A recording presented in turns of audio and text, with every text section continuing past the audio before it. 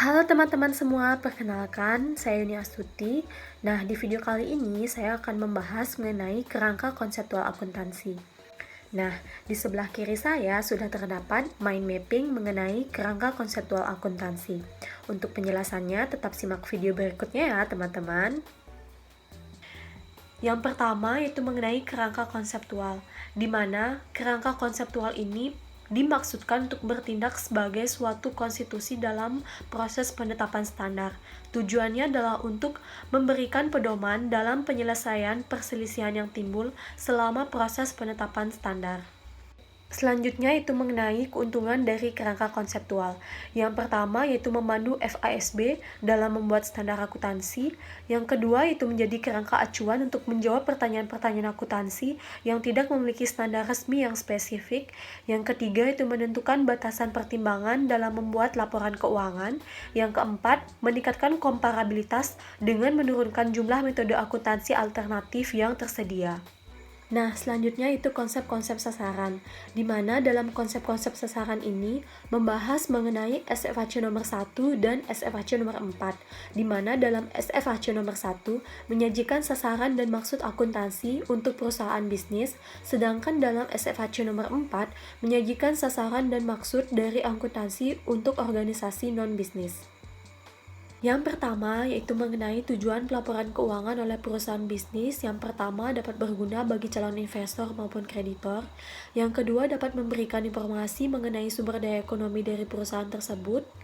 Yang ketiga dapat memberikan informasi mengenai kinerja keuangan perusahaan selama periode tersebut. Dan yang keempat dapat memberikan informasi mengenai bagaimana perusahaan memperoleh dan menggunakan kasnya.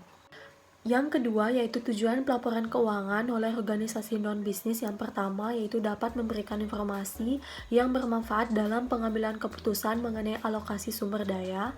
Yang kedua itu dapat memberikan informasi yang bermanfaat dalam menilai jasa dan kemampuan untuk memberikan jasa. Kemudian informasi yang bermanfaat dalam menilai kepengurusan dan kinerja manajemen perusahaan. Kemudian dapat memberikan informasi mengenai sumber daya ekonomi, kewajiban sumber daya bersih dan pembebanan. Kemudian informasi mengenai kinerja organisasi dalam periode tertentu. Dan yang terakhir itu memberikan informasi mengenai bagaimana perusahaan memperoleh dan menggunakan kasnya. Nah, selanjutnya itu konsep-konsep fundamental, di mana dalam konsep-konsep fundamental ini membahas mengenai SFHC nomor 2 dan SFHC nomor 3 dan 6, di mana dalam SFHC nomor 2 membahas mengenai karakteristik kualitatif dari informasi akuntansi, dan pada SFHC nomor 3 membahas mengenai elemen-elemen dasar laporan keuangan dari perusahaan bisnis. Yang pertama yaitu karakteristik kualitatif dari informasi akuntansi, di mana FASB mengeluarkan SFHC nomor 2 yang memberikan kriteria untuk melakukan pemilihan di antara metode akuntansi dan pelaporan alternatif, serta persyaratan pengungkapan untuk mengindikasikan informasi mana yang lebih baik dalam proses pengambilan keputusan. Adapun faktor-faktor yang perlu dipertimbangkan dalam mengindikasikan informasi adalah yang pertama yaitu relevansi, keandalan, dapat diverifikasi, ketepatan penyajian dan kelengkapan, netralitas, komparabilitas, pertimbangan biaya dan manfaat, serta materialitas. Selanjutnya yaitu elemen-elemen dasar laporan keuangan dari perusahaan bisnis, di mana SFHC nomor 3 mendefinisikan 10 elemen yang berkaitan secara langsung dan berhubungan dengan pengukuran kinerja dan status perusahaan. Nah, selanjutnya itu 10 elemen-elemen dasar laporan keuangan dari perusahaan bisnis meliputi aktiva, kewajiban, ekuitas, investasi oleh pemilik, distribusi kepada pemilik, kemudian ada laba komprehensif, pendapatan, beban, keuntungan, serta kerugian. Nah, selanjutnya itu konsep-konsep operasional, di mana pada tingkat ketiga dari kerangka konseptual ini membahas mengenai konsep operasional yang terdiri dari kriteria pengakuan, pengukuran, serta pelaporan. Yang pertama yaitu mengenai pengakuan, di mana pengakuan merupakan suatu proses pencatatan item-item ke dalam ayat jurnal, di mana untuk setiap item yang akan diakui harus memenuhi salah satu definisi dari unsur laporan keuangan. Item-item tersebut juga harus dapat diukur dalam satuan unit moneter agar dapat diakui. Yang kedua yaitu mengenai pengukuran, di mana berbicara mengenai pengukuran, saat ini ada 5 atribut pengukuran yang digunakan dalam praktik akuntansi. Yang pertama ada biaya historis, yang kedua ada biaya pengganti, yang ketiga ada nilai pasar, kemudian ada nilai bersih, dan yang kelima yaitu nilai sekarang.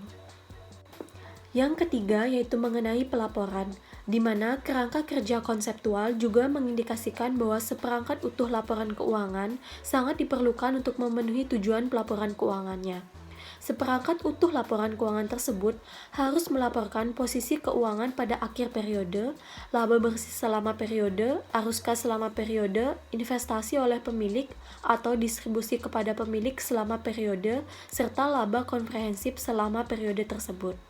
Yang terakhir yaitu mengenai konsep-konsep penyajian, di mana pada tingkat keempat ini membahas mengenai mekanisme penyajian yang digunakan oleh akuntansi untuk menyampaikan informasi akuntansi.